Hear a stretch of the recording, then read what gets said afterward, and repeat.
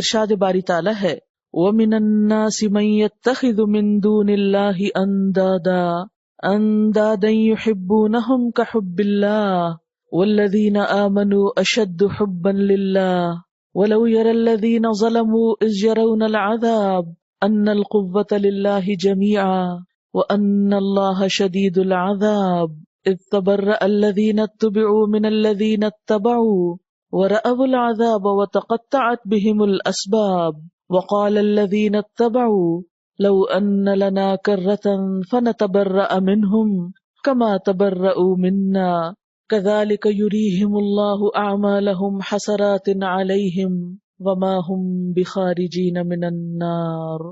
شروع کرتی ہوں اللہ کے نام سے جو بے انتہا مہربان نہایت رحم فرمانے والا ہے۔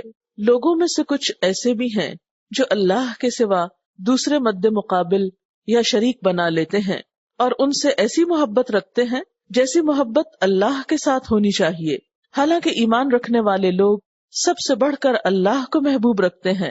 کاش جو کچھ عذاب کو سامنے دیکھ کر انہیں سوجنے والا ہے وہ آج ہی ان کو سوج جائے کہ ساری طاقتیں اور سارے اختیارات اللہ ہی کے قبضے میں ہیں، اور یہ کہ اللہ سزا دینے میں بھی سخت ہے۔ جب وہ سزا دے گا تو اس وقت کیفیت یہ ہوگی کہ وہی پیشوا اور رہنما جن کی دنیا میں پیروی کی گئی تھی اپنے پیروکاروں سے بے تعلقی ظاہر کریں گے مگر سزا پا کر رہیں گے، اور ان کے سارے اسباب اور وسائل کا سلسلہ کٹ جائے گا، اور وہ لوگ جو دنیا میں ان کی پیروی کرتے تھے کہیں گے کاش ہم کو پھر ایک موقع دیا جاتا تو جس طرح آج یہ ہم سے بیزاری ظاہر کر رہے ہیں ہم ان سے بیزار ہو کر دکھا دیتے۔ یوں اللہ ان لوگوں کے وہ اعمال جو یہ دنیا میں کر رہے ہیں ان کے سامنے اس طرح لائے گا کہ یہ حسرتوں اور پشیمانیوں کے ساتھ ہاتھ ملتے رہیں گے مگر آگ سے نکلنے کی کوئی راہ نہ پائیں گے۔ وَمِنَ النَّاسِ لوگوں میں سے مَن يَتَّخِذُ مِن دُونِ اللَّهِ أَندَادًا کچھ ایسے بھی ہیں جو یہ کھلے کھلے آثار دیکھتے ہوئے بھی، جو اتنی خوبصورت سینری دیکھتے ہوئے بھی، اتنی حیرت انگیز تصویر دیکھتے ہوئے بھی کیا کرتے ہیں؟ اوروں کی طرف متوجہ ہو جاتے ہیں اور شریک بنا بیٹھتے ہیں۔ یحبونہم کحب اللہ ان سے ایسی محبت کرتے ہیں جیسے اللہ سے محبت کی جاتی ہے۔ بنیادی طور پر انسان اپنی فطرت کے لحاظ سے مجبور ہے کہ وہ کسی سے شدید محبت کرے۔ اصلی بات یہ ہے کہ انسان کمزور ہے، اپنی فطرت کے اعتبار سے کئی قسم کی کمزوریاں رکھتا ہے۔ ان کمزوریوں کی تکمیل کے لیے وہ ہمیشہ کسی کا سہارا ڈھونڈتا ہے۔ یعنی ہر انسان کے اندر کیا ہے؟ ایک کمزوری ہے یا کمی یا کوتاہی یا ڈیفیشنسی۔ وہ کیوں ہے؟ کیونکہ انسان ہے نا۔ اگر یہ کمزوری نہ ہوتی تو پھر خدا ہوتا، کیونکہ اس کے اوپر تو پھر اللہ تعالیٰ کی ذاتی ہے، باقی ساری مخلوق تو اس سے کم ہے۔ تو انسان چونکہ کمزور ہے اس کے اندر کمی ہے۔ جب انسان کو اپنی کسی کمی کا احساس ہوتا ہے تو وہ لازمی طور پر کسی ایسی چیز کا سہارا لینا چاہتا ہے جو اس کی اس کمی کو دور کر دے۔ وہ ڈیپینڈ کرنا چاہتا ہے کسی چیز پر، پھر وہ سوچتا ہے کہ کس چیز پر ڈیپینڈ کرے، کس پر بھروسہ کرے، کس کا سہارا لے۔ تو قدرتی طور پر وہ اس چیز کا سہارا لینا چاہتا ہے جس کو وہ اپنے سے مضبوط سمجھتا ہے، اپنے سے بہتر سمجھتا ہے، اپنے سے زیادہ طاقتور سمجھتا ہے۔ اور عموماً جس چیز کو انسان اپنے سے بہتر سمجھتا ہے اس سے محبت کرنے لگتا ہے، اور پھر انسان کے محبت کے یہ جذبات بسا اوقات اس ہستی کو اس کا معبود بنا دیتے ہیں، اس ہستی کو انسان کا معبود بنا دیتے ہیں۔ جس چیز سے بھی انسان پھر شدید محبت کرنے لگتا ہے دراصل وہی چیز اس کا معبود ہو جاتی ہے۔ تو شرک کیا ہے؟ شرک بنیادی طور پر چاہت، محبت، عبودیت کے جذبات کو اللہ کے سوا کسی اور کے نام کرنا، اللہ کے علاوہ کسی اور کو مرکز عبادت بنا لینا۔ کیونکہ عبادت کی جو طلب ہے نا وہ انسان کی فطرت میں ہے، کیونکہ انسان کو اللہ نے بنائے اپنی عبادت کے لیے نا۔ قرآن پاک میں آتا ہے وَمَا خَلَقْتُ الْجِنَّ وَالْإِنسَ إِلَّا لِيَعْبُدُونَ کہ میں نے جنوں اور انسانوں کو اپنی عبادت کے لیے پیدا کیا ہے۔ تو وہ عبادت کی جو ایک ضرورت ہے وہ ہر انسان اور ہر جن کے اندر ہے۔ وہ کسی کو پوجنا چاہتا ہے، کسی کے آگے جھکنا چاہتا ہے، کسی کے نام اپنی ساری عقیدت اور محبت وابستہ کر لینا چاہتا ہے، اور یہ حق صرف اللہ کا ہے، کسی انسان کا نہیں ہے، کسی اور مخلوق کا نہیں ہے۔ اس لیے جب کوئی اللہ کے سوا کسی اور کی طرف ایسے ہی مائل ہو جاتا ہے جیسے اللہ کی طرف ہونا چاہیے، کیونکہ انسان کے اندر اس کے جذبات جو ہیں وہ اتنی شدید تر قوت رکھتے ہیں کہ جس چیز کی طرف وہ مائل ہو جاتا ہے پھر اس کے راستے میں ہر رکاوٹ اور ہر خطرے کو وہ عبور کر لیتا ہے. تو اب 2-3 باتیں ہوگی نا. نمبر 1، انسان کمزور ہے، وہ اپنی اندر کی کمزوری کو باہر کی کسی طاقت سے کیا کرنا چاہتا ہے؟ پورا کرنا چاہتا ہے. نمبر 2، انسان کے اندر عبادت کی ایک طلب ہے، پیاس ہے. انسان اپنے جذبات کو کسی ایک ہستی کے نام وابستہ کرنا چاہتا ہے اور پھر اس کے خیالات اور اس کے جذبات اور اس کا سب کچھ اس کے گرد ہو جاتا ہے اور وہ ایک طرح سے اس کا معبود بن جاتا ہے. یہیں سے پھر شرک کی ابتدا ہو جاتی ہے. اب دیکھیے کہ دنیا میں کس کس چیز کو معبود بنایا گیا ہے. اللہ تعالیٰ کے بعد کچھ لوگوں نے فرشتوں کو خدا بنا لیا، کچھ نے سورج کو خدا مان لیا، کسی نے چاند کو خدا مان لیا، کوئی آگ کو خدا مان بیٹھا، کوئی پانی کی عبادت کرنے لگا، کوئی پتھروں کو گھڑ کے سامنے رکھ کے ان کی پوجا کرنے لگا. یہ سب کچھ کیوں ہوا؟ کبھی سوچا آپ نے؟ یہ اس لیے ہوتا ہے کہ انسان کسی مضبوط ہستی کا سہارا ڈھونڈتا ہے. اللہ تعالیٰ کی ذات تو نظر نہیں آتی، یہ بڑی بڑی چیزیں جو ہمیں اٹریکٹ کرتی ہیں نظر آتی ہیں تو ہم انہی میں الجھ کے رہ جاتے ہیں. اسی چیز کا اللہ تعالیٰ یہاں شکوہ کرتے ہیں. تو یہ آیت جو ہے یہ دراصل اللہ تعالیٰ کا شکوہ ہے. کیا؟ وَمِنَ النَّاسِ، اور لوگوں میں سے، مَن يَتَّخِذُ، جو بنا لیتے ہیں، من دون اللہ، اللہ کو چھوڑ کر، اندادن، کچھ شریک. ان کی عقیدتیں اور محبتیں اور جذبات اللہ کے سوا دوسروں کے گرد گھومنے لگتے ہیں. یحبونہم، وہ ان سے محبت کرتے ہیں، کحب اللہ، ایسی محبت جیسے اللہ سے ہونی چاہیے. والذین آمنوا، اور وہ لوگ جو ایمان لائے، اشد حبا للہ، اللہ کی محبت میں سب سے زیادہ شدید ہوتے ہیں. جن لوگوں کو اللہ کی ہستی کا تعارف ہو جاتا ہے وہ لوگ پھر اللہ سے سب سے بڑھ کر پیار کرنے لگتے ہیں، کیونکہ اس کی ایک ایک نشانی جو ہے وہ ان کو مسحور کرتی ہے، حیران کرتی ہے. وہ اس میں کھو جاتے ہیں، وہ اس بات پہ حیران ہو جاتے ہیں کہ کون ہے وہ جس نے ان سب کو بنایا ہے. پھر وہ بنائی ہوئی چیزوں میں نہیں کھو کر رہ جاتے بلکہ ان کے ذریعے اللہ تعالیٰ تک پہنچتے ہیں. والذین آمنوا اشد حبا للہ، لیکن وہ لوگ جو اس حقیقت سے دور رہتے ہیں ان کے لیے وارننگ ہے. ولو یری الذین، کاش کے دیکھیں وہ لوگ، ظلموا، جنہوں نے ظلم کیا. یہاں ظلم سے مراد کیا ہے؟ شرک. اذ یرون العذاب، کہ جب وہ عذاب دیکھیں گے تو پکار اٹھیں گے، ان القوۃ للہ جمیعا، بے شک قوت اللہ کے لیے ہے ساری کی ساری. آج ان کو آسمان کی پیدائش میں، زمین کی پیدائش میں، ہواؤں کے چلانے میں اللہ کی قوت نظر نہیں آ رہی، تو کل جب وہ اپنی سزا کو دیکھیں گے، عذاب کو دیکھیں گے تو یہی بات مان لیں گے، پکار اٹھیں گے کہ قوت تو ساری اللہ کے پاس ہے. کیوں؟ اس لیے کہ جن کو وہ اللہ کے سوا معبود بنائے ہوئے تھے، جن کی محبت میں وہ گرفتار تھے، جن کو وہ بڑی چیز سمجھتے تھے، جن پر وہ بھروسہ کرتے تھے، جن کو وہ اپنا نجات دہندہ سمجھتے تھے، آج ان میں سے کوئی بھی ان کی مدد کے لیے نہیں آیا. کیونکہ اگر کسی اور کے پاس قوت ہوتی تو آج اپنے چاہنے والوں کو، پکارنے والوں کو چھڑا لیتے نا. وَأَنَّ اللَّهَ شَدِيدُ الْعَذَابِ، اور بے شک اللہ تعالیٰ سخت سزا دینے والا ہے، شدید عذاب میں مبتلا کرنے والا ہے. اب ہوگا کیا پھر قیامت کے دن؟ چاہنے والے اور چاہے جانے والے آپس میں ایک دوسرے کو ملامت کریں گے. اذ تبرأ الذین اتبعوا من الذین اتبعوا، جب بیزاری ظاہر کریں گے وہ لوگ جو پیروی کیے گئے، من الذین اتبعوا، ان لوگوں سے جنہوں نے پیروی کی. یعنی قیامت کے دن پیروی کرنے والے اور جن کی پیروی کی گئی، ان کے باہم تعلقات بہت خراب ہو جائیں گے، وہ ایک دوسرے سے اعلان بیزاری کریں گے. وَرَأَوُا الْعَذَابَ، اور وہ عذاب دیکھ لیں گے. وَتَقَطَّعَتْ بِهُمُ الْأَسْبَابُ، اور ان کے آپس کے تعلقات، محبت کے رشتے سب ختم ہو جائیں گے، سب کٹ جائیں گے. وَقَالَ الَّذِينَ اتَّبَعُوا، اور کہیں گے وہ لوگ جنہوں نے پیروی کی، کیا کہیں گے؟ لَوْ أَنَّ لَنَا كَرَّةً، کاش ایک بار ہمیں واپس جانے کا موقع ملے. کہاں پر؟ دنیا میں. کاش ایک بار واپسی کا چانس ملے. فَنَتَبَرَّأَ مِنْهُمْ، تو ہم بھی ان سے بیزاری دکھائیں. كَمَا تَبَرَّؤُوا مِنَّا، جیسے انہوں نے ہم سے بیزاری دکھائی. یہاں کون سا سین دکھایا جا رہا ہے؟ قیامت کا. یہ قیامت کے دن سب وفاداریاں، رشتہ داریاں، محبتیں ختم ہو کر رہ جائیں گی جو اللہ کے مقابل شرک کی شکل میں دنیا میں موجود ہیں.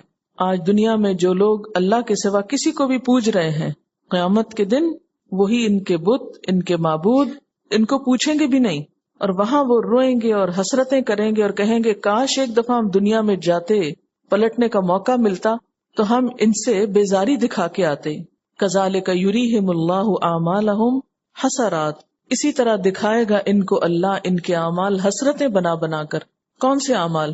وہ جو دنیا میں ان کے آگے ہاتھ جوڑتے تھے، ماتھے ٹیکتے تھے، ان کی تسبیح پڑھتے تھے، ان کا نام جپتے تھے، ان سارے اعمال کو ان کے سامنے ایک سین کی شکل میں لایا جائے گا کہ دیکھو تم ان کے آگے کیسے ماتھا ٹیک کے پڑے ہو اور آج یہی تمہیں فائدہ نہیں دے رہے۔ تو ان کو اپنی پچھلی زندگی کی ساری کارکردگی کیا لگے گی؟ ایسی چیز کے جس پر سوائے حسرت کے کچھ نہ کیا جا سکے۔ وما ہم بخارجین من النار، اور وہ آگ سے نکلنے والے بھی نہ ہوں گے۔ وہ شرمندگی اور رسوائی اور حسرت آگ سے نکلنے کا ذریعہ نہ بنے گی۔ آپ دیکھیے کہ ہر قوم کا، ہر مذہب کا کوئی نہ کوئی مرکزی نقطہ ہوتا ہے، کوئی نہ کوئی علامت ہوتی ہے جس سے وہ پہچانی جاتی۔ قرآن پاک میں آتا ہے ان الصفا والمروۃ من شعائر اللہ، صفا اور مروہ اللہ کی نشانیوں میں سے ہے۔ شاعر شعیرہ کی جمع ہے، عبادت کی جگہ کے لیے استعمال ہوتا ہے۔ شعیرہ نشانی کو کہتے ہیں، تو شاعر اللہ کیا ہوا؟ ہر وہ چیز جس کو دیکھ کر اللہ کی یاد آ جائے، اللہ تعالیٰ کے دین کے وہ فرائض اور نشانات جن کی حدود سے تجاوز نہیں کرنا چاہیے۔ تو شاعر میں عبادت کے نشان، مثلاً صفا مروہ، منا مزدلفہ، اور عبادت کے اوقات مثلاً حرام مہینے، عیدین، جمعہ، آذان وغیرہ بھی شامل ہو جاتے ہیں۔ تو بنیادی طور پر شاعر سے مراد وہ چیزیں ہوتی ہیں جس سے کسی انسان یا کسی قوم کی پہچان ہوتی۔ تو شاعر اللہ کون سے ہوئے؟ جن کاموں سے یا جن جگہوں سے کس کی پہچان ہو؟ اللہ تعالیٰ کی پہچان ہو۔ مثلاً اگر آپ کسی کو نماز پڑھتے ہوئے دیکھیں تو کیا محسوس ہوگا کہ یہ کون ہے؟ مسلمان ہے۔ اگر کسی کو عید مناتے ہوئے دیکھیں تو آپ کیا کہیں گے؟ مسلمان ہے۔ اور اگر کسی کو ویلنٹائن ڈے مناتے ہوئے دیکھیں تو پتہ چلے گا کہ یہ سب سے پکا مسلمان ہے۔ ایسا ہی ہے نا؟ ہر قوم کا ایک نشان ہوتا ہے، ہر قوم کے کچھ تہوار ہوتے ہیں، ہر قوم کی کچھ پہچان ہوتی ہے۔ بحیثیت مسلمان ہمارے کچھ شاعر ہیں، کچھ چیزیں ہیں ہماری پہچان کی، کچھ دن ہیں ہماری پہچان کے، کچھ جگہ ہیں ہماری پہچان کی، کچھ کام ہیں ہماری پہچان کے۔ اسی طرح دوسری قوموں کے بھی کچھ تہوار ہیں، کچھ پہچان اور علامتیں ہیں۔ امت مسلمہ کیسی امت ہے؟ امت وسط۔ قرآن پاک میں اللہ تعالیٰ فرماتے ہیں کنتم خیر امت، تم بہترین امت ہو۔ اللہ تعالیٰ نے بنی اسرائیل سے امامت لے کر امت مسلمہ کو دی۔ کیوں؟ قرآن پاک میں اللہ تعالیٰ فرماتے ہیں لِتَكُونُوا شُهَدَاءَ عَلَى النَّاسِ، تاکہ تم سارے انسانوں کے سامنے گواہ بن جاؤ، تاکہ دنیا بھر کے لوگ تمہیں فالو کریں، تمہارے طریقے اختیار کریں۔ لیکن آج ہم نے یہ تو کہیں نہیں دیکھا کہ دوسری اقوام ہمارے تہوار مناتی ہوں۔ آپ کسی بھی غیر اسلامی ملک میں لوگوں کو عید الفطر مناتے ہوئے نہیں دیکھیں گے کہ وہ آپ کی دیکھا دیکھی صبح سویرے نکل کر میدانوں میں جمع ہوں اور نماز پڑھیں۔ ایسا تو نہیں ہو رہا کہ وہ آپ کو دیکھ کر عید الاضحیٰ منائیں۔ ایسا تو کہیں نظر نہیں آتا کہ وہ آپ کو دیکھ کر ذی الحج کے پہلے 10 دنوں میں بلند آواز سے تکبیریں پڑھا کریں، وہ اللہ کا نام بلند کریں۔ لیکن یہ ضرور ہو رہا ہے کہ جو کچھ وہ کرتے ہیں وہ ہم بھی کر رہے ہیں۔ ہم کرسمس بھی مناتے ہیں، ہم ویلنٹائنز ڈے بھی منانے لگے، ہم ہیلووین بھی منانے لگے، ہم بسنت بھی منا رہے ہیں۔ پھر ہماری پہچان کیا ہوئی؟ ہم کس کو فالو کر رہے ہیں؟ اللہ نے تو ہمیں بنایا تھا کہ لوگ ہمیں فالو کریں، ہمیں دیکھیں، ہمارے طریقوں پر چلیں، ہم ان طریقوں کو اتنا خوبصورت بنا کر پیش کریں کہ لوگ اس راستے پر آ جائیں۔ انبیاء کے بعد اللہ تعالیٰ نے امت مسلمہ کو اٹھایا تھا کہ ان کے ذریعے ساری مخلوق اور ساری انسانیت اللہ کی طرف رجوع کرے، اپنے خالق کو پہچانے، اپنے مالک کو جانے، اس کا حق ادا کرے، اس کے شکر گزار ہوں۔ لیکن افسوس کہ ہم تو اپنی شناخت بھی کھوتے جا رہے ہیں۔ ہمارے طور طریقے، ہمارا اٹھنا بیٹھنا، ہماری پسند و ناپسند کس کے مطابق ہو گئی؟ اللہ تعالیٰ نے تو حضور صلی اللہ علیہ وسلم کو فرمایا تھا قل ان صلاتي ونسكي ومحياي ومماتي لله رب العالمین لا شریک له وبذلك امرت وانا اول المسلمین، کہ آپ کہہ دیجئے کہ بے شک میری نماز، میری قربانی، میرا جینا، میرا مرنا سب کچھ اللہ رب العالمین کے لیے ہے، گویا میری زندگی کی ہر ادا وہ ہوگی جو میرے رب کو پسند آئے گی، لیکن اب تو ہم نے ہر وہ ادا اختیار کر لی کہ جس سے ہم غیروں کی نظروں میں کسی طرح جچ جائیں، کسی طرح ان کو پسند آ جائیں۔ ہم نماز میں تو کھڑے ہو کر روز دعا مانگتے ہیں، اہدنا الصراط المستقیم صراط الذین انعمت علیہم غیر المغضوب علیہم ولا الضالین، کہ ہمیں سیدھا راستہ دکھا، ان لوگوں کا راستہ دکھا جن پر تو نے انعام کیا، صحابہ کرام کا راستہ، صدیقین کا راستہ، شہداء کا راستہ، صالحین کا راستہ، اور ان سے بچا جن پر تیرا غضب ہوا، جو بھٹک گئے۔ ہمیں ان کا راستہ نہیں چاہیے، لیکن عملی زندگی میں کیا واقعی ہم صحابہ کرام کے پیروکار ہیں؟ ہماری زندگیوں میں وہی شجاعت، وہی امانت، وہی صداقت، وہی قابلیت اور لیاقت ہے، یا ہم اپنی ہر چیز میں ان کو فالو کر رہے ہیں جنہیں اللہ تعالیٰ نے اپنی کتاب میں مغضوب علیہم اور ضالین کہا؟ ضربت علیہم الذلۃ والمسکنۃ وباؤوا بغضب من اللہ۔ کہیں ایسا تو نہیں کہ ہم ان قوموں کے طریقوں پہ چل پڑے جن پہ اللہ تعالیٰ نے ذلت و مسکنت چسپاں کر دی، جن پہ اللہ کا غضب ہوا؟ ہم کس چیز کو دعوت دے رہے ہیں؟ ایسے کام کر کے کیا ہم اللہ کی رحمت کو دعوت دے رہے ہیں؟ وہ قومیں جنہیں اللہ تعالیٰ نے ضالین کہا کہ وہ اپنا راستہ بھول گئے ہیں، وہ اللہ کی طرف جانے کا راستہ بھول گئے، وہ وہاں سے اللہ تعالیٰ کو اپنا مرکز محبت، مرکز عقیدت اور مرکز جذبات بنانے کی بجائے اور چیزوں کی طرف منہ کر گئے، رخ کر گئے۔ انہوں نے دنیا کو اپنا سب کچھ سمجھ لیا۔ ہمارا جینا مرنا تو اللہ رب العالمین کے لیے تھا، لیکن ہم ان قوموں کی پیروی کر رہے ہیں جن کا جینا مرنا صرف دنیا کے لیے رہ گیا ہے، جو ظاہر پرست ہو گئے، جو صرف ظاہری چیزوں کی چمک دمک سے اور ظاہری چیزوں کی خوبصورتی سے نہال ہو رہے ہیں اور اسی کے پیچھے دوڑ رہے ہیں، جن کے نزدیک ساری خوشیاں اور ساری لذتیں صرف دنیا کے لیے رہ گئی ہیں، جن کے لیے کھانا پینا، پہننا اوڑھنا، خوشی غم سب کا سب صرف دنیا میں مقید ہو کے رہ گیا ہے۔ ہم تو ان کے پیچھے چل پڑے۔ مومن کے لیے تو خوشی کی انتہا اس جنت میں ہے، اس کا گھر تو وہاں ہے۔ مومن دنیا میں کام تو کرتا ہے لیکن جیتا دنیا کے لیے نہیں ہے۔ اس کے پاس جو بے پناہ صلاحیتیں ہیں وہ صرف اس حقیر ختم ہونے والی زندگی کے لیے نہیں ہے کہ ہم جو کچھ بنائیں بس صرف اس دنیا کے لیے اور یہیں پر ختم ہو کر رہ جائے اور اس کے بعد ہمارے لیے کچھ بھی نہ ہو۔ مومن اس لیے نہیں جیا کرتا۔ مومن کے مقاصد تو بہت بلند ہوتے ہیں، وہ تو ایک شکر گزار انسان ہوتا ہے، وہ تو محسن ہوتا ہے، وہ تو دوسروں کی خاطر جیتا ہے، وہ تو حساس ہوتا ہے۔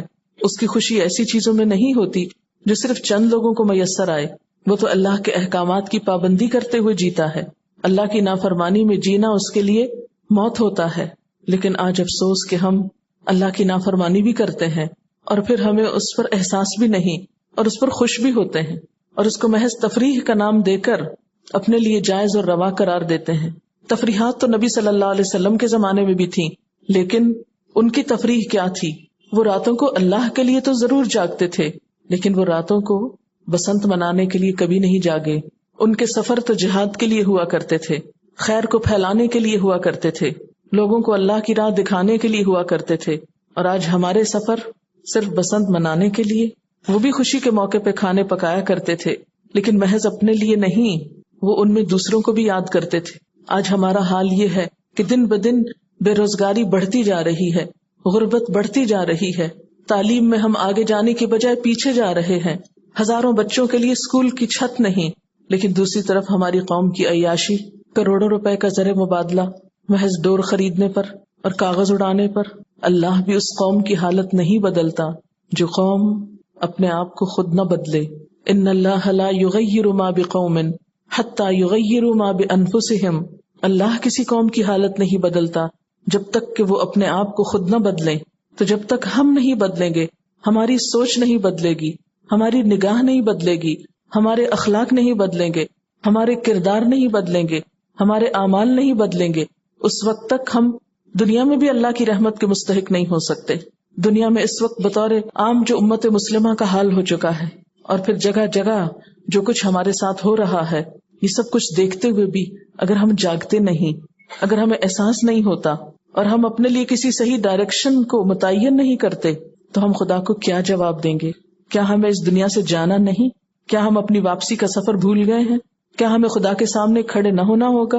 کیا اس وقت دنیا کی اقوام کے سامنے ہم سے پوچھا نہ جائے گا کہ جو حق تمہارے پاس تھا انہیں ان تک کیوں نہ پہنچایا؟ ہمارے پاس کیا جواب ہوگا؟ کنتم خیر امت اخرجت للناس، تم بہترین امت ہو جسے انسانوں کے لیے پیدا کیا گیا ہے، سارے لوگوں کے لیے پیدا کیے گئے ہو. اخرجت للناس، تم اپنے لیے نہیں ہو، تم ساری انسانیت کی بھلائی کے لیے ہو. فاستبقوا الخیرات، دوسروں کی بھلائی کے لیے دوڑ لگاؤ، آگے بڑھو. اور ہم ہیں کہ دوسروں کے پیچھے دوڑ رہے ہیں، اور ایسی چیزوں کے پیچھے دوڑ رہے ہیں کہ ہمیں خود بھی نہیں پتا کہ وہ سب کچھ ہے کیا، اس کی حقیقت کیا ہے. ویلنٹائن ڈے کی جو ہسٹری ہے اسی پر تھوڑی سی بات آپ سے کرنا چاہوں گی. 14 فروری کی یہ تاریخ جو ہے یہ ایک عیسائی مبلغ سینٹ ویلنٹائن کی یاد میں منائی جاتی ہے، جس نے رومن بادشاہ کلاڈیوس کے خلاف بغاوت کی تھی، کیونکہ بادشاہ کا خیال تھا کہ اس کی فوج کی شکست کے اسباب میں یہ بات ہے کہ رومن نوجوان اور سپاہی عشق و محبت اور شادی کے چکروں میں صحیح کارکردگی کا مظاہرہ نہیں کرتے، لہٰذا انہوں نے سپاہیوں کی شادی پر پابندی لگا دی. ویلنٹائن نے اس کے خلاف بغاوت کی. کہا جاتا ہے کہ اس کو گرفتار کیا گیا اور 14 فروری کو موت کے گھاٹ اتار دیا گیا. اس نے مرتے وقت جیلر کی بیٹی کو جو اس کی دوست تھی ایک خط لکھا جس میں دستخط اس طرح کیے کہ تمہارے ویلنٹائن کی طرف سے، اور وہاں کے عیسائی پوپ نے 14 فروری کے دن کو ویلنٹائن ڈے سے موسوم کیا، اور 14 فروری محبت کے پیغامات باہم پہنچانے کی تاریخ بن گئی. رومن کے ہاں روایت تھی کہ 14 فروری کو رومن خداؤں کی ملکہ جونو جو کہ عورتوں اور شادی کی دیوی تھی اس کی یاد میں منایا جاتا تھا، اور 15 فروری کی شام ایک جشن ہوتا. اس پارٹی میں سب رومن لڑکیوں کے نام ایک جار میں رکھ دیے جاتے. ہر رومن لڑکا اس جار سے ایک نام نکالتا اور جس لڑکی کا نام نکلتا اس کے ساتھ شام گزارتا. بعض اوقات لڑکے لڑکیوں کے جوڑے بنانے کا کام سارا سال جاری رہتا، اور اس دوران یہ لڑکے لڑکیاں محبت میں گرفتار بھی ہوتے اور شادیاں بھی کر لیتے. سر ویلنٹائن کے حوالے سے یہ تاریخ محبت کے پیغامات، کارڈ اور تحفے باہم بھیجنے کی تاریخ بن گئی. اب سوال یہ پیدا ہوتا ہے کہ ہم اس دن کو کیوں منائیں؟ یہ ان کے لیے تو کوئی اہم دن ہوگا، لیکن ہمارے لیے اس میں کیا اہمیت ہے؟ سب سے پہلے تو ہم اپنے آپ سے یہ پوچھیں کہ ہم ہیں کون، اور ہمارے لیے پیروی کس کی؟ کیا آنکھیں بند کر کے دوسروں کی پیروی کریں گے؟ جو جدھر لے کے جاتا ہے اس کے پیچھے چل پڑیں؟ کیا ہمارے پاس کوئی تہذیب نہیں، کوئی تمدن نہیں، کوئی کلچر نہیں، کوئی تاریخ نہیں، کوئی ہمارے پاس اپنی عظمت کے نشان نہیں کہ ہم دوسری قوموں کے قدموں کے پیچھے چل رہے ہیں؟ جس چیز کی یاد میں یہ منایا جاتا ہے، پہلے تو یہ دیکھنا چاہیے کہ اسلام میں خود اس کی حقیقت کیا ہے. اسلام میں شادی کے بغیر اور شادی سے پہلے لڑکی لڑکے کی باہم محبت کا کوئی تصور نہیں. قرآن پاک میں صاف طور پر منع کیا گیا ہے سورۃ النساء آیت نمبر 25 میں کہ محصنات غیر مصافحات ولا متخذات اخدان، پاک دامن بننے والیاں، نہ بدکاری کرنے والیاں اور نہ چھپے دوست بنانے والیاں. یعنی مسلمان عورتیں چھپی دوستی نہیں کرتی، ان کی وفاداری اور ان کی محبت اپنے شوہر کے سوا دوسروں کے لیے نہیں ہوا کرتی.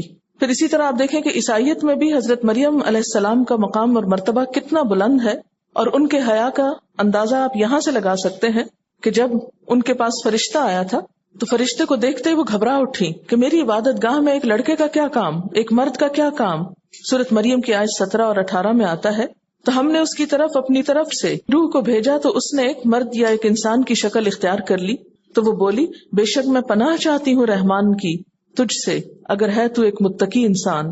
تو یہ بات تو عیسائیت میں بھی جائز نہیں ہے، لیکن کہاں یہ کہ ان کی روایت میں ہم اپنے ہاں اس کلچر کو اتنا عام کر لیں. اور آپ دیکھیں کہ الٹیمیٹلی اس کا رزلٹ کیا ہوتا ہے. جو لڑکیاں شادی سے پہلے اس طرح کے کھیل میں مبتلا ہو جاتی ہیں، بسا اوقات ساری زندگی ایک ندامت اور اذیت میں گزارتی ہیں کہ جس میں وہ اپنے شوہر کی خیانت کی مرتکب ہوتی. اور بہت سے اوقات میں بسا اوقات شوہروں کے دل میں جب بدگمانی اور شک پیدا ہوتا ہے اور ایسی بات آتی ہے کہ ہماری بیوی ہماری وفادار نہیں اور ہم سے پہلے یہ دوسروں کی آنکھوں کا تارا رہ چکی ہے، تو شوہر کے دل سے قدر اور عزت اور محبت سب کچھ ختم ہو کر رہ جاتی. عورت کے پاس سب سے زیادہ قیمتی چیز جو ہے وہ اس کی عزت و عصمت ہے. وہ بیکار کی مفت چیز نہیں کہ ہر ایک کے دل لبھانے کا سامان بنے. پچھلے سال جب یہ دن منایا گیا تھا تو اس موقع پر اخبار میں ایک خبر چھپی تھی کہ ایک عورت نے ویلنٹائنز کے پھول نہ ملنے کی وجہ سے اپنے شوہر سے طلاق مانگ لی. اس خبر کی جو تفصیل ہے وہ میں آپ کو سنا دیتی ہوں. ایک عورت نے اپنے شوہر کے خلاف ایک کیس درج کیا ہے کہ اس کے شوہر نے اسے ویلنٹائنز ڈے پر پھول نہیں بھیجا. اس کا کہنا ہے میں نے اپنے شوہر کو کئی بار یاد بھی دلایا مگر اس نے کچھ نہ کیا. میں سمجھتی ہوں کہ اس دن محبت کا اظہار کرنے کا کوئی طریقہ اختیار کرنا لازمی ہے. اگر کوئی شوہر اس دن کا خیال نہ رکھے تو اس کا مطلب ہے کہ وہ اپنی بیوی سے محبت نہیں کرتا. بیوی کے زور دینے پر شوہر نے کہا تھا کہ سینٹ ویلنٹائن ڈے نہ تو اسلامی تہوار ہے اور نہ عربی تہوار ہے، مگر بیوی کا کہنا ہے کہ وہ ایسے مرد کے ساتھ نہیں رہ سکتی جو شادی شدہ زندگی کے اہم مواقع کا خیال نہ رکھے. کیا پتا اگلی بار وہ اس کی سالگرہ یا شادی کی اینیورسری پر بھی بھول جائے. ایسے دن جن کو ہم خود مقرر کر لیتے ہیں اور اپنے اوپر ایک تلوار کی طرح لٹکا لیتے ہیں کہ ہر کام بھول کر اس دن کی خاطر کئی دن پہلے سے سوچتے ہیں یا اس دن پھر یاد رکھتے ہیں اور اپنی ساری محبتوں کو اس میں مقید کر دیتے ہیں. تو کیا محبت کا اظہار کسی دن کا غلام ہے کہ کوئی دن آئے گا تو اس میں محبت کا اظہار کیا جائے یا اس دن وفاداری کا اظہار کیا جائے اور اس کے علاوہ سال بھر ایک دوسرے کو بلائے رکھا جائے؟ نہیں، اسلام میں تو ایسا کوئی تصور نہیں کہ آپ کسی ایک خاص دن کے قید ہو جائیں. اسلام میں اگر غلامی ہے تو صرف اللہ کی، پابندی ہے تو صرف اس چیز کی کہ دن میں 5 وقت وہاں حاضری دیں. لیکن ہم نے بے جا کی پابندیاں اپنے آپ پر عائد کر کے اپنے آپ کو مشکلات میں مبتلا کر لیا. کسی نے لکھا ٹی وی پر بسنت اور ویلنٹائن کے پروگرام دیکھ کر دماغ میں سوال آتا ہے کہ کیا یہ ہمارا اسلامک ریپبلک آف پاکستان ہے؟ کہتے ہیں کہ یہ سب کچھ دیکھ کر مجھے ایک دم خیال آیا وَإِذَا قِيلَ لَهُمْ لَا تُفْسِدُوا فِي الْأَرْضِ قَالُوا إِنَّمَا نَحْنُ مُصْلِحُونَ. یہ لکھتی ہیں کہ ہم نے یہ سمجھ رکھا ہے کہ بسنت منانے سے اور ویلنٹائن ڈے منانے سے دنیا ہمیں ٹیررسٹ نہیں کہے گی. ہم نے یہ طریقہ دنیا کو یہ بتانے کے لیے اپنایا ہے کہ ہم ایک ماڈریٹ قوم کہلائیں. ہم نے یہ سمجھ لیا کہ ایسا کرنے سے نہ صرف ہم ترقی یافتہ قوم کہلائیں گے بلکہ قرضے کی بھیک بھی ملے گی. آپ دیکھیں کہ یہ ذی الحج کے دن جو ہیں یہ سال میں سب سے قیمتی دن ہیں اور اس میں پوری قوم بحیثیت مسلمان 2 غیروں کے تہوار تو منا رہی ہے، لیکن جو ان کا اصل تہوار ہے اور جو اصل اہمیت ان دنوں کی ہے وہ اگر آپ کسی سے بھی پوچھیں تو کسی کو بھی یاد نہیں ہوگا کہ ہم کتنے قیمتی وقت کو گنوا رہے ہیں جس میں چھوٹی چھوٹی نیکی بھی بہت بڑا اجر و ثواب پا سکتی ہے. یہ کسی نے پوچھا کہ بسنت کے بارے میں بھی اگر کچھ بتا دیں تاکہ یہ دوسروں کو بتا سکیں. بسنت بنیادی طور پر آپ سب جانتے ہیں کہ ہمارا تہوار نہیں، خواہ ایک تفریح کا موقع ہے لیکن مسلمانوں کا تہوار نہیں ہے.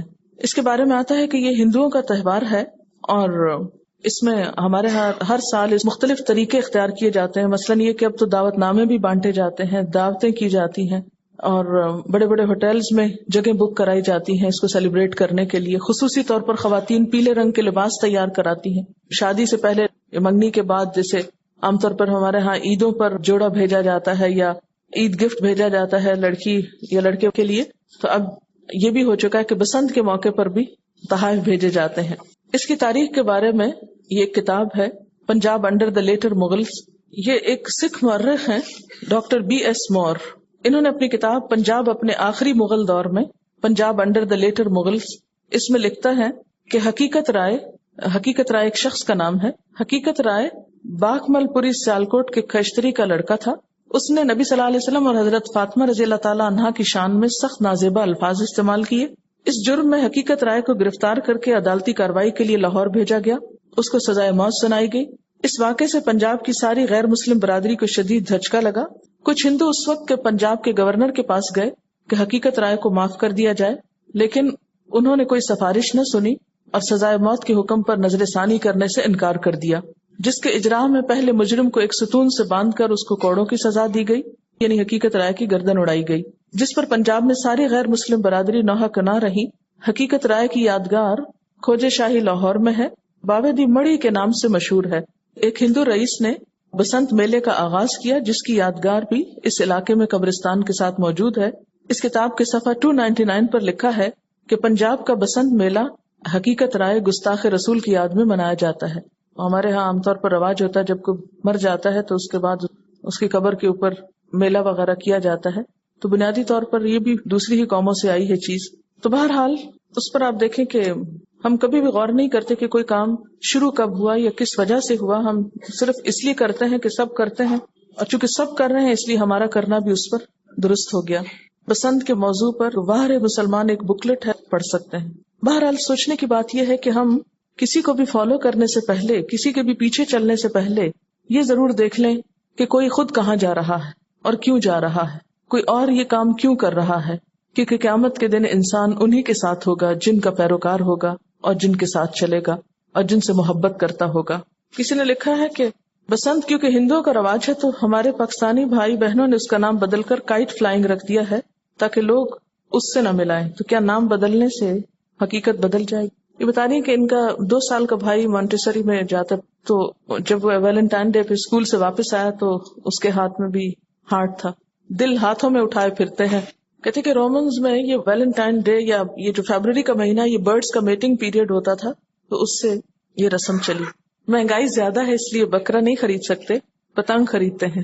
جشن بہاراں کا نام دیا ہوا ہے، بہار کی آمد کی خوشی میں۔ خوشیاں ہی تو ہماری زندگیوں میں رہ گئی ہیں، ایسی ایسی ترقی کر لی ہم نے کہ سوائے خوشیوں کے اور کوئی چیز ہی نہیں۔ حج والے دن کو سیلیبریٹ نہیں کرتے۔ اللہ تعالیٰ نے ہمیں خوشی منانے کے لیے 2 بہترین دن دیے ہیں، عید الفطر اور عید الاضحیٰ۔ ہم نے عیدوں پر اہتمام ختم کر دیا، اور عید کو ہم کیا کہتے ہیں؟ بہت بور دن ہے، بہت بور ہوتے ہیں عید پر، سو کر یا گزار دیتے ہیں یا پھر بور کہتے گزار دیتے ہیں۔ عید الفطر پہ تو لوگ پھر بھی کچھ اہتمام کر لیتے ہیں، لیکن عید الاضحیٰ کی روح سے بہت کم لوگ واقف ہیں کہ اس موقع پر کی گئی قربانی کا کیا مقصد ہے، قربانی کی ابتدا کب سے ہوئی، یعنی یہ کام کب سے لازم ہوا۔ قرآن پاک میں اللہ تعالیٰ فرماتے ہیں سورۃ الحج میں، لِكُلِّ أُمَّةٍ جَعَلْنَا مَنسَكًا هُمْ نَاسِكُوهُ، ہر امت کے لیے ہم نے قربانی کا ایک طریقہ مقرر کیا جس کی وہ پیروی کرتی ہے۔ گویا قربانی کا یہ حکم ہر امت کے لیے رہا ہے۔ اس کا آغاز حضرت آدم علیہ السلام کے زمانے میں ہوا۔ قرآن پاک میں اللہ تعالیٰ حضرت آدم علیہ السلام کے 2 بیٹوں کا قصہ بیان کرتے ہیں، وَاتْلُ عَلَيْهِمْ نَبَأَ ابْنَيْ آدَمَ بِالْحَقِّ إِذْ قَرَّبَا قُرْبَانًا فَتُقُبِّلَ مِنْ أَحَدِهِمَا وَلَمْ يُتَقَبَّلْ مِنَ الْآخَرِ، اور انہیں ذرا آدم علیہ السلام کے 2 بیٹوں کا قصہ بے کم و کاس سنا دیجئے۔ جب ان دونوں نے قربانی کی تو ان میں سے ایک کی قربانی قبول کی گئی اور دوسرے کی نہ کی گئی۔ تو اس سے کیا پتہ چلتا ہے کہ حضرت آدم علیہ السلام کے بیٹوں نے بھی قربانی کی، یعنی قربانی آج سے نہیں، قربانی تو آدم علیہ السلام کے زمانے سے ہے، یعنی اس کا تصور اس وقت سے موجود ہے۔ پھر اسی طرح حضور صلی اللہ علیہ وسلم کو بھی قربانی کا حکم ہے، فَصَلِّ لِرَبِّكَ وَانْحَرْ، اپنے رب کے لیے نماز پڑھیے اور قربانی کیجیے۔ ایک اور جگہ پر فرمایا، قُلْ إِنَّ صَلَاتِي وَنُسُكِي وَمَحْيَايَ وَمَمَاتِي لِلَّهِ رَبِّ الْعَالَمِينَ، آپ کہہ دیجئے بے شک میری نماز، میری قربانی، میرا جینا، میرا مرنا اللہ رب العالمین کے لیے ہے۔ تو آپ کو یہاں بھی حکم دیا جا رہا ہے کہ قربانی کیجیے اور اللہ کے لیے کیجیے، اور فَصَلِّ لِرَبِّكَ وَانْحَرْ، یہاں بھی اپنے رب کے لیے قربانی کیجیے۔ گویا قربانی ایک تو یہ ہے کہ اللہ کا حکم ہے، اور دوسرا یہ کہ اللہ ہی کی خاطر ہونی چاہیے۔ جو ہمارے قربانی کا طریقہ ہے یہ کہاں سے آیا؟ یعنی قربانی کی مختلف شکلیں پچھلی امتوں میں رائج رہیں، لیکن یہ طریقہ جس پہ ہم قربانی کرتے ہیں یہ کب سے ہوا؟ اس کے بارے میں ایک دفعہ صحابہ کرام نے حضور صلی اللہ علیہ وسلم سے پوچھا کہ اے اللہ کے رسول صلی اللہ علیہ وسلم، یہ قربانی کیا ہے؟ آپ نے فرمایا، سنت ابیکم ابراہیم، یہ تمہارے ابا ابراہیم علیہ السلام کی سنت ہے، ان کا طریقہ ہے۔ اس سنت کا تذکرہ قرآن پاک نے بہت خوبصورت انداز میں کیا ہے۔ سورۃ الصافات کی آیت نمبر 100 سے لے کر 111 آیات ہیں۔ وَقَالَ إِنِّي ذَاهِبٌ إِلَىٰ رَبِّي سَيَهْدِينِ رَبِّ هَبْ لِي مِنَ الصَّالِحِينَ فَبَشَّرْنَاهُ بِغُلَامٍ حَلِيمٍ فَلَمَّا بَلَغَ مَعَهُ السَّعْيَ قَالَ يَا بُنَيَّ إِنِّي أَرَىٰ فِي الْمَنَامِ أَنِّي أَذْبَحُكَ فَانظُرْ مَاذَا تَرَىٰ قَالَ يَا أَبَتِ افْعَلْ مَا تُؤْمَرُ سَتَجِدُنِي إِن شَاءَ اللَّهُ مِنَ الصَّابِرِينَ فَلَمَّا أَسْلَمَا وَتَلَّهُ لِلْجَبِينِ وَنَادَيْنَاهُ أَن يَا إِبْرَاهِيمُ قَدْ صَدَّقْتَ الرُّؤْيَا إِنَّا كَذَلِكَ نَجْزِي الْمُحْسِنِينَ إِنَّ هَٰذَا لَهُوَ الْبَلَاءُ الْمُبِينُ وَفَدَيْنَاهُ بِذِبْحٍ عَظِيمٍ وَتَرَكْنَا عَلَيْهِ فِي الْآخِرِينَ سَلَامٌ عَلَىٰ إِبْرَاهِيمَ كَذَلِكَ نَجْزِي الْمُحْسِنِينَ إِنَّهُ مِنْ عِبَادِنَا الْمُؤْمِنِينَ۔ ابراہیم علیہ السلام نے کہا، میں اپنے رب کی طرف جاتا ہوں، وہی میری رہنمائی کرے گا۔ اے پروردگار، مجھے ایک بیٹا عطا کر جو صالحین میں سے ہو، یعنی نیک ہو۔ تو اللہ تعالیٰ نے دعا کے جواب میں کیا فرمایا؟ ہم نے اس کو ایک حلیم یعنی بردبار لڑکے کی بشارت دی۔ وہ لڑکا جب اس کے ساتھ دوڑ دھوپ کرنے کی عمر کو پہنچ گیا تو ایک روز ابراہیم علیہ السلام نے اس سے کہا، بیٹا، میں خواب میں دیکھتا ہوں کہ میں تجھے ذبح کر رہا ہوں، اب تو بتا تیرا کیا خیال ہے؟ اس نے کہا، ابا جان، جو کچھ آپ کو حکم دیا جا رہا ہے اسے کر ڈالیے، آپ انشاءاللہ مجھے صابروں میں سے پائیں گے۔ آخر کو جب ان دونوں نے سر تسلیم خم کر دیا، یعنی باپ بیٹا دونوں ہی اپنے آپ کو حوالے کر گئے، اور ابراہیم علیہ السلام نے بیٹے کو ماتھے کے بل گرا دیا، اور ہم نے آواز دی، اے ابراہیم، تو نے اپنا خواب سچ کر دکھایا، ہم نیکی کرنے والوں کو ایسی ہی جزا دیتے ہیں۔ یقیناً یہ ایک کھلی آزمائش تھی، اور ہم نے ایک بڑی قربانی فدیے میں دے کر اس بچے کو چھڑا لیا، اور اس کی تعریف و توصیف ہمیشہ کے لیے بعد کی نسلوں میں چھوڑ دی۔ سلام ہے ابراہیم پر، ہم نیکی کرنے والوں کو ایسی ہی جزا دیتے ہیں، یقیناً وہ ہمارے مومن بندوں میں سے تھا۔ تو یہ ہے وہ واقعہ ابراہیم علیہ السلام کی قربانی کا جو قرآن نے ان الفاظ میں بیان کیا۔ اس واقعے کے بارے میں حفیظ جالندری نے ایک نظم لکھی ہے جو اس کی ایک بہترین تفسیر بھی ہے، اسی کو پڑھ کر آپ کو اس کی تفسیر سناؤں گی. پدر بولا یعنی باپ، فارسی کے لفظ اردو شاعری میں استعمال ہوتے ہیں. پدر بولا کہ بیٹا آج میں نے خواب دیکھا ہے، کتاب زندگی کا ایک نرالا باب دیکھا ہے. یہ دیکھا ہے کہ میں خود آپ تجھ کو ذبح کرتا ہوں، خدا کے حکم سے تیرے لہو میں ہاتھ بھرتا ہوں. ذرا امیجن بھی کرتے جائیں کہ باپ بیٹے کو کہہ رہا ہے کہ اللہ کے حکم سے میں تجھے ذبح کر رہا ہوں. سعادت مند بیٹا جھک گیا فرمان باری پر، زمین و آسماں حیراں تھے اس اطاعت گزاری پر. رضا جوئی کی یہ صورت نظر آئی نہ تھی اب تک. یعنی ایسے بھی کوئی اللہ کی رضا پہ راضی ہوتا ہے؟ اس سے پہلے ایسی اطاعت کسی نے نہیں دیکھی. یہ جرت پیشتر انسان نے دکھلائی نہ تھی اب تک. اس سے پہلے کہ کسی انسان نے اللہ کی اطاعت کے لیے ایسی جرت نہیں دکھائی تھی. عجب بشاش تھے دونوں رضائے رب عزت پر، تأمل یا تذبذب کچھ نہ تھا دونوں کی صورت پر. کوئی ہچکچاہٹ نہیں. کہا فرزند نے اے باپ اسماعیل صابر ہے، خدا کے نام پر بندہ پے تعمیل حاضر ہے، مگر آنکھوں پہ اپنی آپ پٹی باندھ لیجیے گا، میرے ہاتھوں میں اور پیروں میں رسی باندھ دیجیے گا.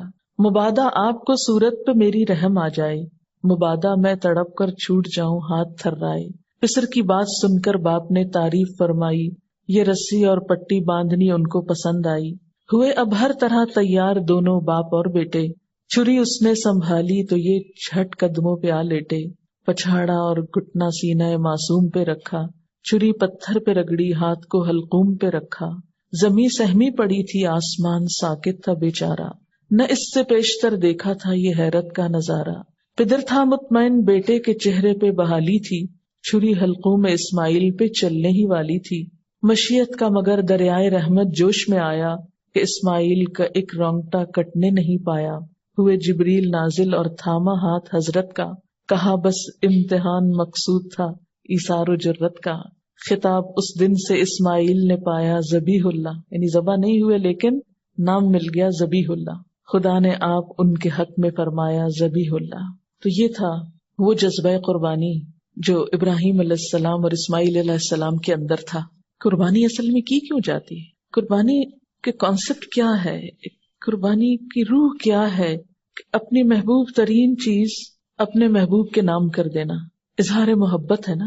ابراہیم علیہ السلام نے بھی اللہ تعالیٰ سے محبت کا ایک دعویٰ کیا تھا کہ مجھے تجھ سے محبت ہے، اور والذین آمنوا اشد حبا للہ. اور یہ کہ جب اللہ کی محبت انسان کے دل میں آتی ہے تو پھر دنیا کی کوئی دوسری چیز اس کا راستہ نہیں روکتی. اس راہ میں انسان کو مال دینا پڑے یا اولاد دینی پڑے یا پھر کبھی اپنا آپ بھی دینا پڑے. اسی لیے اس موقع پر جانور کی قربانی ایک سمبل کے طور پر ہے، جان قربان کرو. یعنی اگر آپ ویسے روپیہ پیسہ دے دیں گے تو بات نہیں بنے گی، جان دو، کیونکہ انہوں نے اپنے بیٹے کی جان دینے کے لیے کوئی بھی ہچکچاہٹ نہیں کی تھی. آپ دیکھیں دنیا میں محبتوں کے بہت قصے ہیں اور ہر محبت کے ساتھ قربانی کا قصہ بھی، کیونکہ محبت کی تکمیل ہوتی نہیں، محبت کی تعریف مکمل نہیں ہوتی جب تک اس میں قربانی نہ ہو. ماں کو اگر اپنے بچے سے محبت ہے کیسی کیسی قربانی کرتی، شوہر کو اگر بیوی سے محبت ہے تو اس کے لیے کیسی کیسی قربانی کرتی، بیوی کو شوہر سے محبت ہے تو کیسی قربانی کرتی ہے اس کے لیے. تو دنیا میں بھی انسانوں کے درمیان محبت کے جتنے رشتے ہیں ان سب میں بھی قربانی پائی جاتی. اور اگر معاملہ بندے اور بندے کا نہیں، بندے اور رب کا ہو تو کیا اس میں کوئی قربانی نہیں ہوگی؟ تو ہر سال جو مسلمان یہ قربانی کرتے ہیں یہ کس لیے کرتے ہیں؟ اپنی محبت کے اظہار کی علامت کے طور پر. دس از اے سمبل کہ اللہ تیری خاطر یہ خون بہا سکتے ہیں تو تیری خاطر اپنی گردن بھی کٹا سکتے ہیں. اور آپ دیکھیں کہ ابراہیم علیہ السلام کو اللہ تعالیٰ نے کیا عطا کیا. انہوں نے اللہ سے محبت کا دعویٰ کیا تو اللہ نے بھی ان کو اپنا دوست کہا.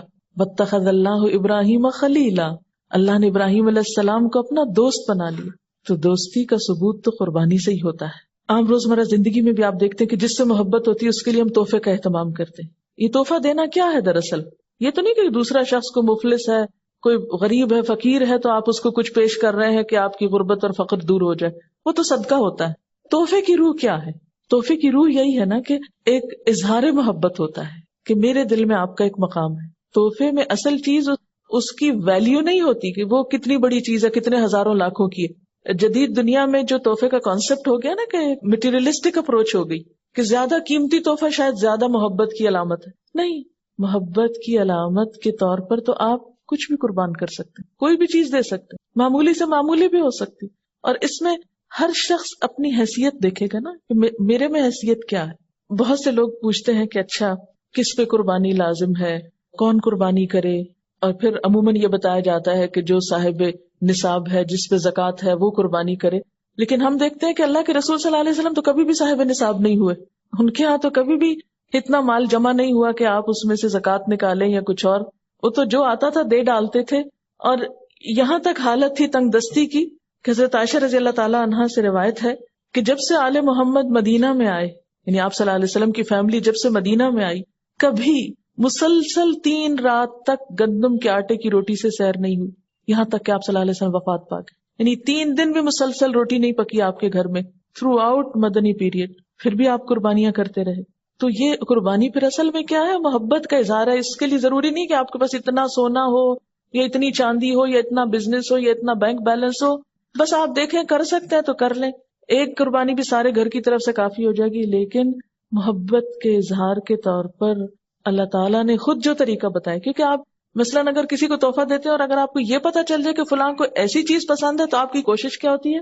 ویسے بھی محبت کے اظہار کے لیے تحفہ دیا جاتا ہے، لیکن جب آپ کو پتا چل جاتا ہے کہ فلاں شخص کو یہ چیز بہت پسند ہے تو آپ کی پھر کوشش کیا ہوتی ہے کہ میں وہ دوں جو اس کو پسند ہے. اب ہم میں سے ہر شخص خود دیکھ لے کہ کیا وہ مالک کے کائنات کی حقیقی محبت چاہتا ہے. میری دنیا اور تمام آسمانوں کے مالک، اب میں اپنا چہرہ تیری طرف کرتا ہوں، میں تیرا اور صرف تیرا ہوں. میری نماز اور میری قربانی صرف تیرے لیے، میرا جینا اور میرا مرنا صرف تیرے لیے. ایک وعدہ میرا ہے کہ اپنی جان دوں گا تیرے لیے، ایک عہد میرا ہے کہ میری عبادت صرف اور صرف تیرے لیے.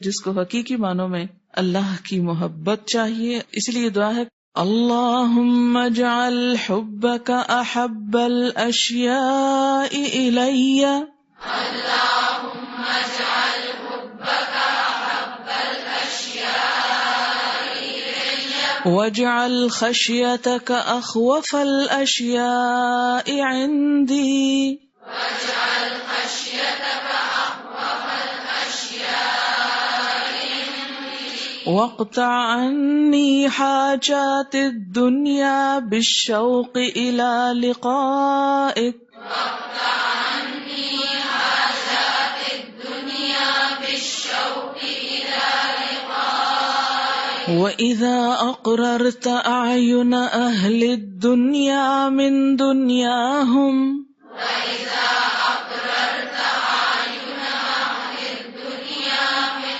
دنياهم، فأقرر عيني من عبادتك، فأقرر عيني من عبادتك. اللہم، اے اللہ، اجعل، بنا دے، کر دے، حبک، اپنی محبت کو، احب الاشیاء، تمام چیزوں سے زیادہ محبوب، تمام چیزوں سے زیادہ پیارا، الیہ، میری طرف، یعنی اپنی محبت کو میرے دل میں ہر چیز سے زیادہ کر دے. وجعل، اور کر دے، ڈال دے، خشیتک، اپنا خوف، اخوف الاشیاء، تمام خوف والی چیزوں سے، اندی، میرے نزدیک، یعنی ہر چیز سے بڑھ کر، ہر ڈرانے والی چیز سے بڑھ کر میرے دل میں تیرا ڈر ہو، تیری خشیت ہو. وقتا، اور کاٹ دے، انی، مجھ سے، حاجات الدنیا، دنیا کی حاجتیں، بالشوق، کے ساتھ شوق کے، الی لقائک، تیری ملاقات کی طرف، یعنی دنیا کی ہر طلب پر اپنی ملاقات کا شوق غالب کر دے. کسی چیز کے اندر اتنا شوق نہ رہے، اتنی طلب نہ رہے جتنی تیری ملاقات کا شوق میرے اوپر غالب آ جائے. وَإِذَا أَقْرَرْتَ، اور جب تو ٹھنڈا کرے، اعین، آنکھوں کو، اہل الدنیا، دنیا کے لوگوں کی، من دنیا ہم، ان کی دنیا سے، فَأَقْرِرْ عَيْنِي، تو ٹھنڈا کر میری آنکھوں کو، من عبادتک، اپنی عبادت سے. یعنی دنیا کے لوگ جب دنیا کی چیزیں پا کر خوش ہو رہے ہوں تو میری خوشی اپنی عبادت میں رکھتے. بہت خوبصورت دعا ہے، بہت خوبصورت مناجات میں سے ہے، اور یہ وہی دل سے مانگ سکتا ہے جس کو حقیقی معنوں میں اللہ کی محبت چاہیے، اللہ کی خشیت چاہیے، اور اللہ کی ملاقات کی تڑپ ہو اس کے دل میں، اور اس کی عبادت کا شوق ہو. اللہ کے علاوہ کسی اور سے اس طرح ڈرنا جس طرح اللہ سے ڈرا جاتا ہے، یہ بھی ایک طرح سے شرک میں آ جاتا ہے. اس لیے سب سے زیادہ خشیت بھی دل میں صرف اسی کی ہونی چاہیے. اب دیکھیں کہ کتنے ہی کام ایسے ہیں جو لوگوں کے ڈر سے تو ہم چھوڑ دیتے ہیں لیکن اللہ کے ڈر سے نہیں چھوڑتے. جبکہ لوگ ہمیں ہر جگہ نہیں دیکھتے، اللہ ہر جگہ دیکھ رہا ہوتا ہے. لوگوں سے چھپا سکتے ہیں، اللہ سے نہیں چھپا سکتے، لیکن ہمارے دلوں میں اللہ کا اتنا ڈر نہیں جتنا لوگوں کا ہے، فقر و فاقہ کا ہے. ہم دنیا کی ضروریات پوری کرنے کے پیچھے دوڑتے رہتے ہیں، ان کے پیچھے بھاگتے ہیں، دنیا کی محبوب چیزوں کے حصول کے لیے کوشش میں لگے رہتے ہیں، لیکن اللہ کی ملاقات کا شوق کبھی نہیں سوچتے کہ کیا اس کے اہل ہوں گے ہم. کوئی ایسا کام بھی کر لیں، کسی ایسی چیز کے پیچھے بھی بھاگ لیں جس سے اس کی ملاقات نصیب ہو جائے. ہم ہر چھوٹی بڑی چیز کی خاطر اپنی نماز چھوڑ بیٹھتے ہیں. سیر پر گئے ہیں، اب نماز کس لیے پڑھنی؟ شادی پر گئے ہیں، نماز کیوں پڑھنی؟ اب کھا پی رہے ہیں، نماز کیسے پڑھیں؟ اب سو رہے ہیں، سکون میں ہے، نماز کیسے پڑھیں؟ لیکن جس کے دل میں اللہ کی سچی محبت ہو، اس کو کوئی دوسری چیز اٹریکٹ نہیں کرتی اس طرح کہ وہ اللہ کی عبادت سے غافل ہو جائے. اسی لیے دعا ہے کہ اللہ جب دنیا کے لوگ اپنی دنیا سے آنکھیں ٹھنڈی کر رہے ہوں، آنکھیں ٹھنڈی کرنے کا مطلب کیا ہے؟ انجوائے کر رہے ہیں، تو میری انجوائمنٹ اپنی عبادت میں رکھ دے. ورنہ کیا ہوتا ہے، اگر سب لوگ بیٹھ کے بات کریں نا تو ہم نماز بھی پڑھیں تو کیا سر سے اتار کے پھر بھاگ کے آ جاتے ہیں، اچھا چلو بس ختم ہو گئی اب بیٹھے چلے. تو ہمارا یہ رویہ کیا ظاہر کرتا ہے کہ ہماری آنکھوں کی ٹھنڈک اس مجلس میں ہے، نہ کہ اس نماز میں. لوگوں سے ملنے کی خاطر نماز مختصر کر دیں گے، بھاگ دوڑ اور روز ہی کرتے رہتے ہیں. ہر روز ہی کوئی نہ کوئی ہمارا کام ہوتا ہے نا کہ نماز میں خشوع نہیں آتا، ابھی یہ کرنا یہ کرنا یہ کرنا. چلو 5 نمازوں میں سے ایک ہی صحیح. ہماری پرائرٹیز کیا ہوتی ہے نا، جلدی سے پڑھ لیں تاکہ یہ کر لیں. کتنی دفعہ ایسا ہوا کہ کسی اور کام میں بے چینی ہونے لگی کہ بس یہ جلدی ختم ہو کہ میں نماز پڑھ لوں. اب اصل ایمان یہی ہے کہ جب نماز کا وقت آ جائے تو بس پھر دل نہ لگے اور کام میں، پھر دل اچاٹ ہونے لگے کہ بس پہلے یہ کر لوں پھر کچھ اور. ہمارا کیا ہوتا ہے کہ پہلے یہ سارا کام احسن طریقے سے پورا ہو جائے، پھر بچا کچھ وقت نماز کے لیے.